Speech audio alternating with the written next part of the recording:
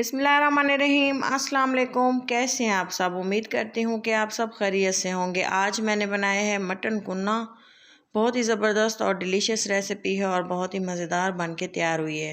ये देखें, लोकेशन से आप देख रहे हैं कितनी माशाल्लाह से ज़बरदस्त लुक है और इसका टेस्ट भी इसी तरह से बहुत मज़े का बना था।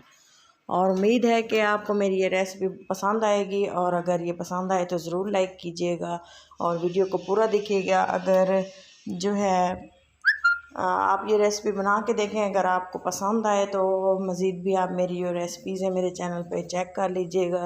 ये देखें, बहुत माशाल्लाह से बहुत ही ज़बरदस्त बन के तैयार हुआ है।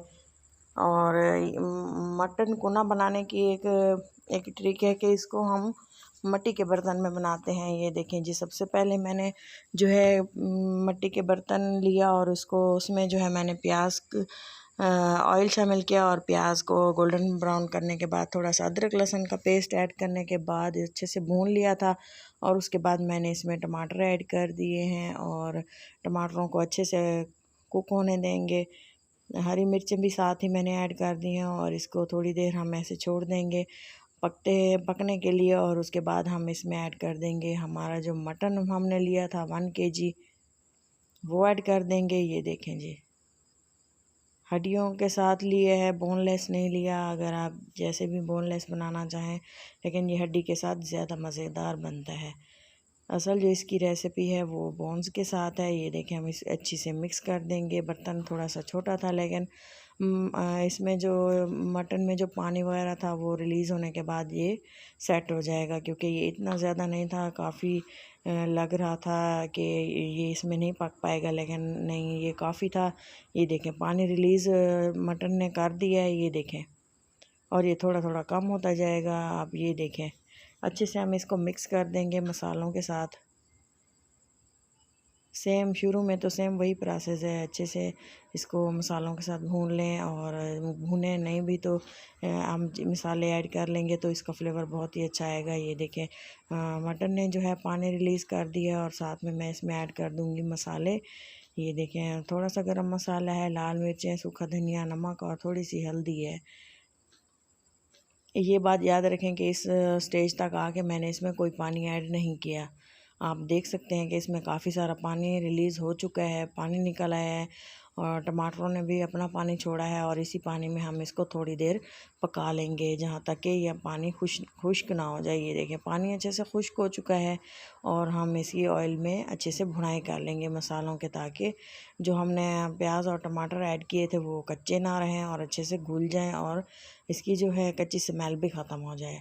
तकरीबन 6 से 7 मिनट तक मैंने इसकी भुनाई कर ली थी और मैंने इसमें हाफ़ कप दही ऐड किया था और दही का पानी खुश्क होने तक इसको अच्छे से पकाया, ताकि इसका जो खट्टा पानी है वो भी ख़त्म हो जाए और जो कच्चा पानी है वो भी ख़त्म हो जाए। ये देखें, अच्छे से भुनाई करने के बाद अच्छी सी खुशबू जमाने लग गई थी, तब मैंने इसमें पानी का ऐड कर दिया था 1 गिलास। अगर आप इसको बहुत ज़्यादा गला हुआ बनाना चाहते हैं तो मज़ीद पानी ऐड कर सकते हैं। और थिकनेस के मुताबिक आप रख सकते हैं कि आपने ग्रेवी की कंसिस्टेंसी कितनी रखनी है। लेकिन मैंने इसको ज़्यादा पतला नहीं किया था और ना ही ज़्यादा गाढ़ा किया था, इसलिए मैंने 1 गिलास इसमें पानी ऐड किया। साथ ही साथ मैं इसको चेक करती रही थी और कवर लगा देती थी, ताकि ये जो है अच्छे से कुक हो सके। थोड़ा सा इसको टाइम देना है। काफ़ी पानी ऐड करने के बाद मैंने इसको बिल्कुल हल्की आंच पे मैंने इसको 1 घंटे के लिए छोड़ दिया था। और आप ये बात याद रखें कि हम अगर मिट्टी के बर्तन में कोई चीज़ बनाते हैं तब हमने इसे थोड़ा सा पतला हो तब इसको चूल्हे से हमने उतार लेना होता है, क्योंकि अगर हम इसको पकते पकते रहने देंगे और गाढ़ा उतारेंगे तो वो मज़ीद इसका जो है ग्रेवी खुश्क हो जाएगी।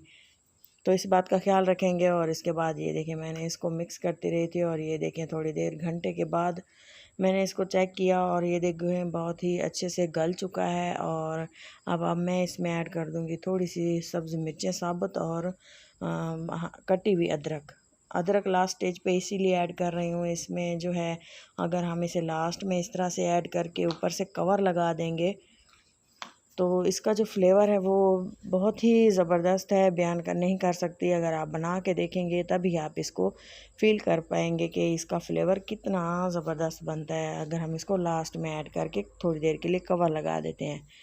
ये देखें, थोड़ी सी बची हुई थी अदरक के जुलियन कट किए हुए पीस, मैंने इसको लास्ट में ऐड कर दिए थे गार्निशिंग के लिए। और थोड़ा सा हरा धनिया लाइट सा मैंने इसमें ऐड कर दिया था। अगर मेरी ये रेसिपी आपको पसंद आए तो ज़रूर लाइक दीजिएगा।